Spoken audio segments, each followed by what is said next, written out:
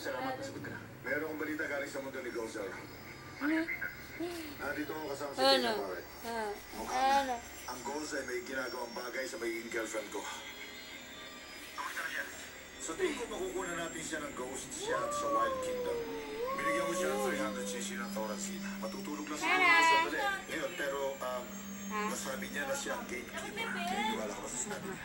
Oo nga eh. Kita ko na rin ang Keymaster. Kasama ko sa ngayon dito.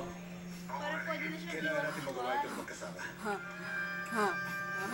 Sa tingin ko mukhang sobrang mapanganib yun. Tahan mo na Oh, ko siya. ano? Malapit na ako dumating dyan.